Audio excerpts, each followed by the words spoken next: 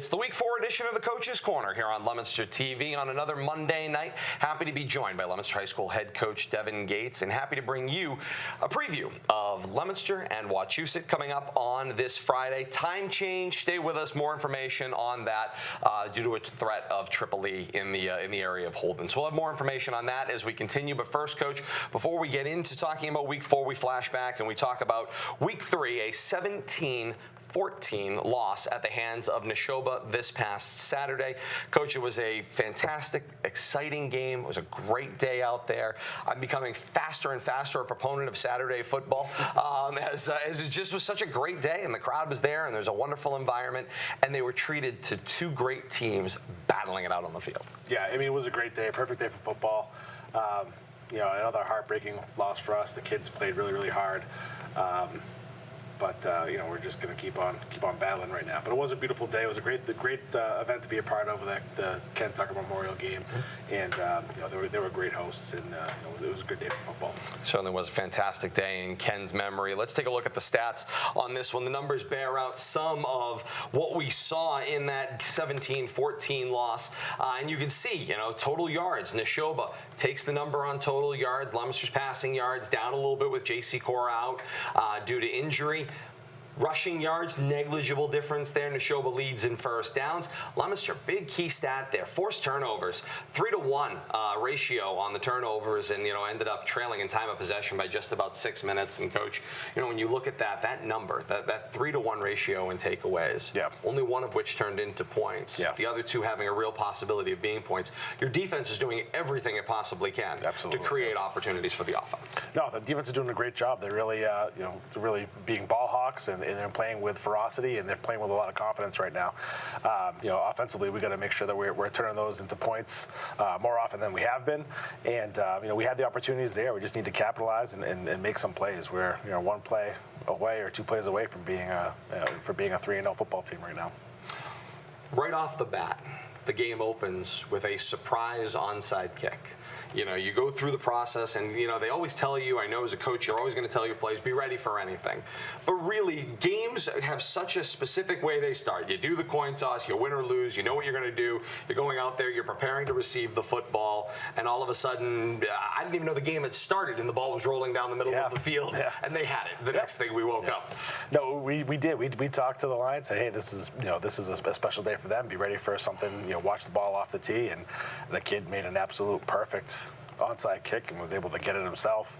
I don't want to say it put us on our heels, but it certainly was a little bit of a shock to the system. And we were getting ready offensively to go out there, and the mindset was there, and now we're going to shift gears.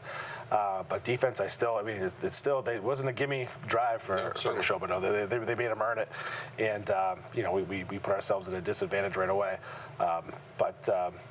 It's one of those things that they executed really, really well, and kudos to them. We gotta play better and stop it at that point, and then go get some points on the board when we get the ball back. That said, they never saw another opportunity from your defense like that until the fourth quarter. I mean, nobody successfully moved the ball against that defense. In addition to the 3 turnovers, the defense really did shut down any angle they possibly had after they had that one drive to open the game to matriculate the ball down the field. No, they did. They got back and dialed in and played some disciplined defense, which we talked about all week long. They executed the game plan perfectly, even despite some injuries that we had back there. We had a next man up mentality, and guys went in, did their job great, and got after the ball carriers, got after the football. And really made some stuff happen for us. You mentioned the injuries, and we'll flip to the offensive side of the ball for the moment, because certainly injuries created some situations where by the end of the first quarter it seemed like you guys were off of whatever your original game plan was, and you were kind of trying to put one together with the parts that you had available to you. Initially, you start off the football game with Miles Bowers running a Wildcat offense. It looks like that's going to be a great way to get things started and build your offense off of what had happened, with the opening kickoff. And then all of a sudden, a couple of plays into his, kind of time, He runs into a serious injury. Now you have to activate J.C. Cora, who you were going to at some point, but maybe not at that moment in time. Yeah, with doing the Wildcat stuff with Miles, we really want to kind of limit JC's reps. We knew he'd be ready, but obviously trying to limit the exposure to any other further hits.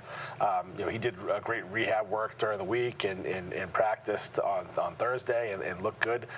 So we felt pretty confident in it, in him being able to do it. And then we worked Caden Constant as well, as another option. If for some reason we still wanted to kind of use all three of those options Certainly. to kind of put some offense together. So we were prepared for the eventuality of maybe one of those not working that well, or maybe having to scrap one of them. But scrapping two was tough, but it's not an excuse. We still practiced what we needed to do. So it did kind of hurt as far as our ability to be more dynamic offensively. But Caden went in there and I thought he did a great job managing the offense. He's only played quarterback for really about a week. So for him to go in there and work that hard and just be an athlete and make some plays, it was great to see. You mentioned where that opportunity came for Caden, and that next man up type of mentality. Mm-hmm. When a player has to be or gets thrust into that opportunity, it can go one of two ways. He really seemed to seize on an opportunity there. He did. I felt he got more comfortable as the game went on too. He seemed more at ease with what we're doing. Caden's a great kid. He's a great athlete, and he wants to contribute to this team and his teammates. So if that's the way he's going to do it, it wasn't how he played receiver up until last week. So JC can relate to that as well. Certainly, from last year. Absolutely. So I think Caden has respect of a lot of the guys. He worked hard all summer long. I think that helps. The kids trust him, and he went in there and did a great job, and we're going to have to see how that goes moving forward and see how JC is healing up, and we'll kind of deal with that as we come to it. Another offensive asset that you have certainly had out there is your tight end, Darian O'Brien. Yep. Seems like he finds his way to the football, and if it gets into his general halo, finds a way to come down with it. Whether it's straight up the middle, whether it's on a little slant route, he just seems to find the ball. They got to loft it into his general direction, and he'll get it. Yeah, Darian's a gamer. He's a great kid. You only have to tell him once how to do something, and he goes and does it. And another kid just wants to go out there and perform for his teammates. He's the first one down, congratulate anybody else if they make a big play or a touchdown, and to see him have some success now it's nice to see, because the kid really works hard. He's a real asset for us. He really is. The tight end. I love the tight end. In offense, and being able to move Darian around and be dynamic in that way. That's key for us. Saw him split out a little bit as well as the day went on, almost in that for lack of a better person you can relate him to, Rob Gronkowski-esque, where you can not only have him lined up on either end of the line, he can move out into some of those other receiver positions. Yeah. Well, with some of our plans kind of, going out the window a little bit, we had to try to get a little bit creative with some of the stuff. And, Darian's a guy, like I said, you don't have to tell him once how to do something, he does it. So it's a guy you can really kind of move around and be able to do some special things with. As you went back and looked at the tape, you obviously, more so than we would on the broadcast end, know what some of the play calls were from your offense once you started to put it together and they started to figure things out. Yep. Some of those plays, at least from an outside perspective, looked like improvisation. Where literally players found ways to make plays. Caden found a way to get a ball in a general vicinity of somebody who made a play. And whether it was designed that way, I remember a little, kind of dart pass he threw to Voshan Dixon going up the left side of the field. Clearly was not where that was intended to go, or maybe it was one of the options. But it just, to me as a coach, going back and looking at that, where you have the benefit of knowing what you were intending, it's nice to see players make plays. Well, we talked about it in the timeout before that. So it was where the ball was supposed to go, but not.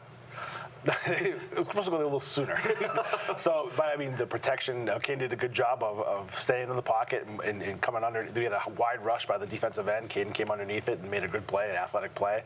And then Vo did the rest, getting down to the 2. It was a big play for us. But all game long, they were really keen on Arlie. And anytime Arlie came in with a post, they would pinch down. So we thought we had some space on the outside with Vo wheeling out of the backfield. and Caden did a good job of finding him and making the play. You mentioned the receiving positions, and that maybe has been one of the more difficult spots in your passing game because you're getting some help from your tight ends. You're able to swing passes out to your running backs. The folks whose job it is to catch the football on plays, that's where maybe the difficult spot has been. There's opportunities there. Balls seem like, regardless of who's been at quarterback, are in their general neighborhood. Sometimes somebody's just got to make a play. Yeah, the guys are working hard, and still trust them.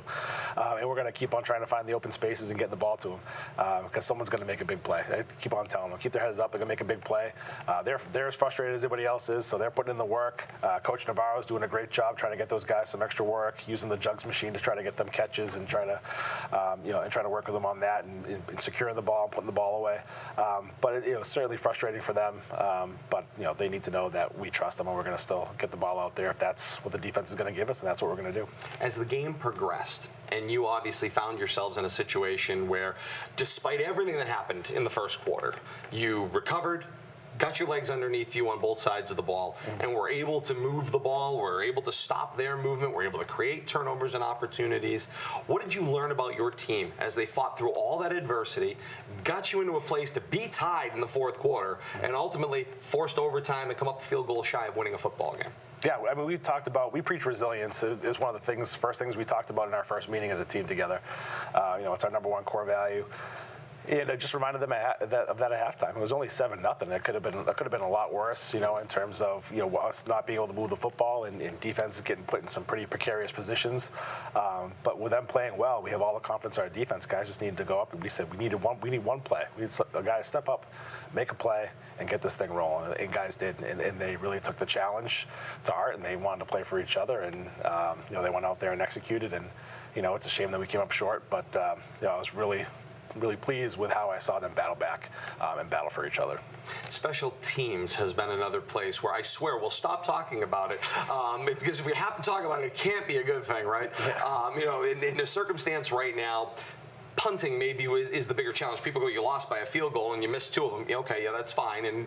But maybe in high school football we could say you're really not supposed to have a kicking game. Amazing that Neshoba does. Yeah, and that's a credit to their athletes and what have you. And Coach Jamie Tucker obviously was pleased to have that in speaking to the post game as a weapon available to him. Yeah. But punting on the other hand, it tends to be a situation where you don't have always a designed kicker in high school football. Sometimes it's anybody. It could be a lineman. You've seen big guys come off the line and drop back to punt, receivers, what have you. You are blessed with an opportunity to have a kicker that can go both ways, but right now, struggling to change field position when you need help to change field position. What's the teaching point for your punter at that moment in time? Well, I think he's going to block out all the other distractions that comes with it too, and really just focus on his technique and really striking the ball well.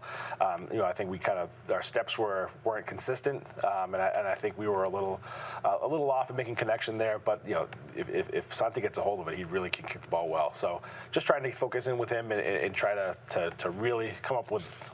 Or really just kind of go back to fundamentals with him and block out everything else and just be in tune with his steps and seeing him strike the ball, clean and hard. So it's really, there's no magic answer.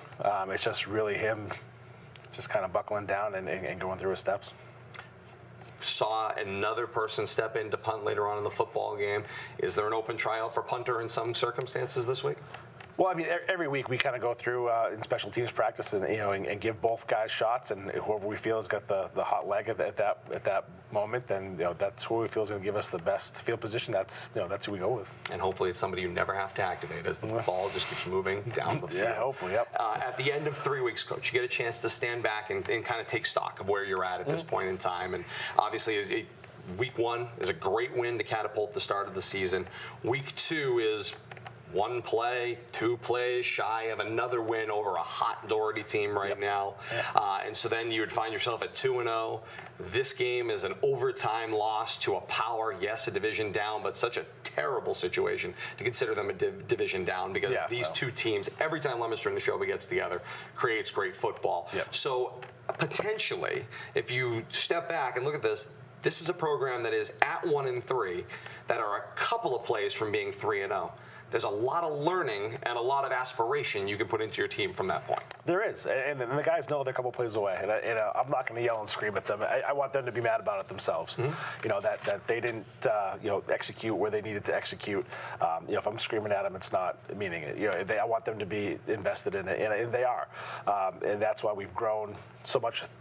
Since we first started camp here too, we have a good football program. We have a good football team. We're learning how to win some of those tight games right now, and it's kind of trial by error, and the guys are learning as they go along. Like you said, it's a learning process, but they're focused. They got to play in the moment, and they're out there today getting ready for Wachusett. So, I really like where we're at. I like the makeup of our team. I like the atmosphere that our team has created, in the school as well as in the locker room. We got a special group of players, and I'm really looking forward to seeing them grow each week. We're going to come back to that league in a second. We're going to take a look at some scores from around the region. A 17-14 loss for Leominster through 3 weeks of action. They find themselves at 1-2. Yes, 1 and 2. 1 and 2. Get that right. 1 and 2. As they find themselves through 3 weeks of action. Let's take a look at some scores from elsewhere around the region. And this kind of speaks to how this is going to go across Division III Central Mass. Algonquin, after having 2 very difficult first 2 games and not able to move the ball, spots up 41 points against Groton Dunstable in their Week 3 game to get their first win of the season. Doherty continues on that hot streak, beating a solid Shrewsbury team by a 32-28 mark.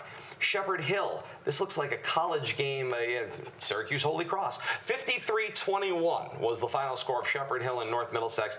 I don't know that I've ever seen a high school team post 53, and in the same week that St. John's gets their first win of the season, putting up 49 against Marlborough. 49-21 the final there, and then Wachusett and Fitchburg, the more defensive battle, 12-7. And of course, Wachusett, Leominster's Week 4 opponent that we'll talk about in a couple of minutes. Coach, the thing that stands out to me about those scores, and obviously what we're seeing around the region and in some cases around the state, there is very few, if any, dominant football teams that are just going to steamroll everybody. Right. So what does that mean going into the playoffs, going into what comes next?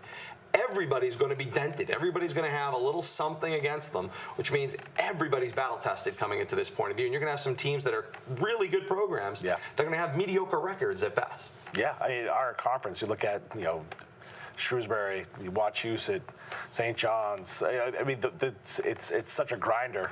We play such strong teams with strong programs, well coached, that it's really kind of a war of attrition throughout the year. It's whoever can kind of stay the healthiest, the longest, and make the plays when they need them is gonna win. We don't expect there to be any runaways at all. All these teams are really, really, really well coached. It's you have to bring your A game every week. It's a mental and physical grind all season long.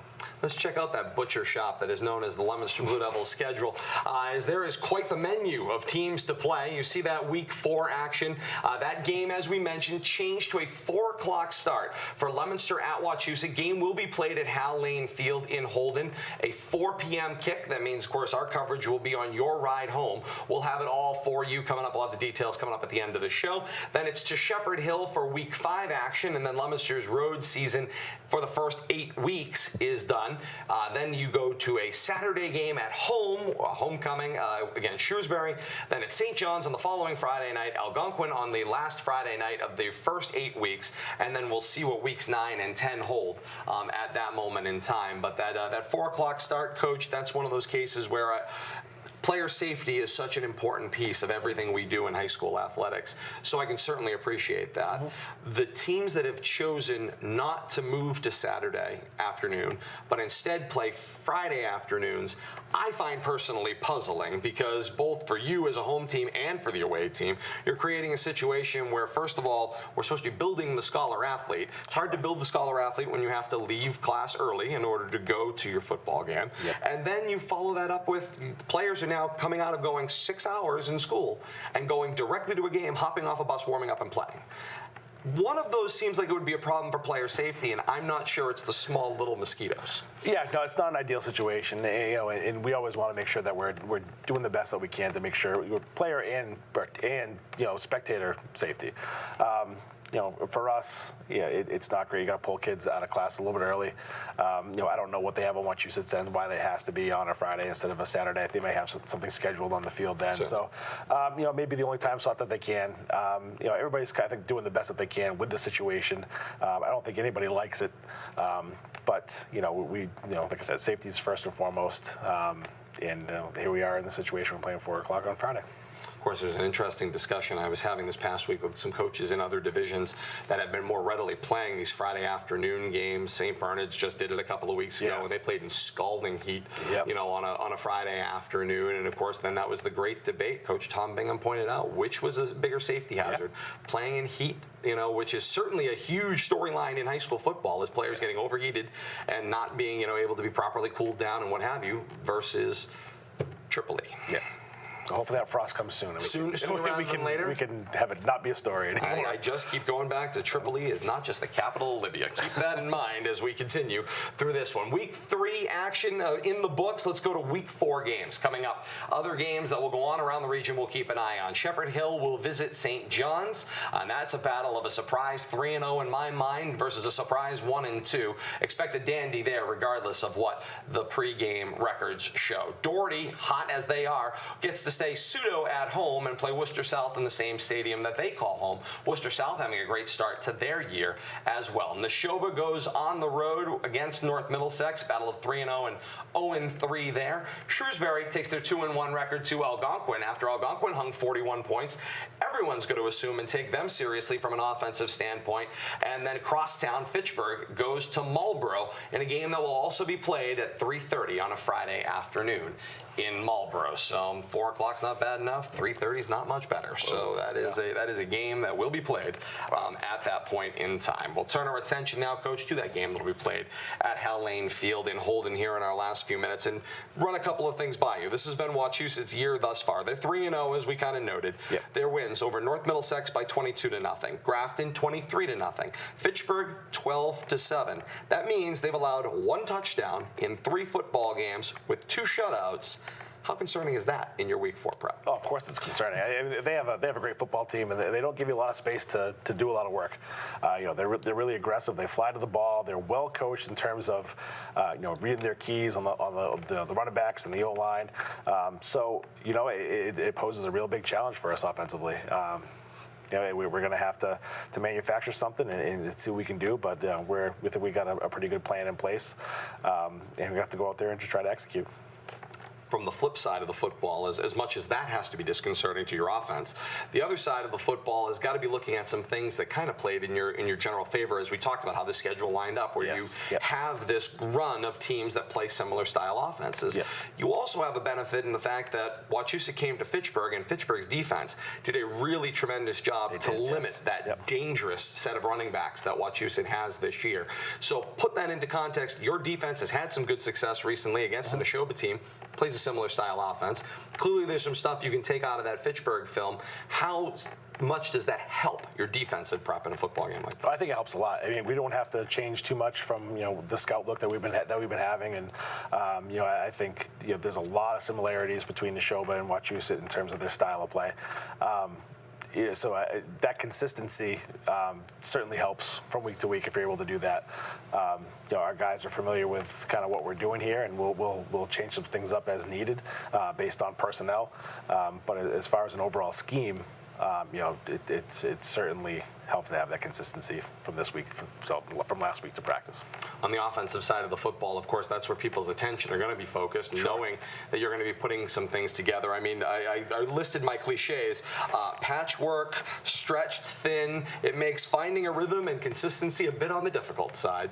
How do you coach that up among your group? Is it kind of one of those cases where it's like, hey, guys, everybody's in the toolbox. We're going to pluck the tools out, right tool for the right job at that moment in time? Yeah, absolutely. Who wants to come in and make a play? And that's what we're doing right now. So it's we're going to try to get see what we can do with Caden there, and we're not going to go out of his comfort zone in terms of what we can do.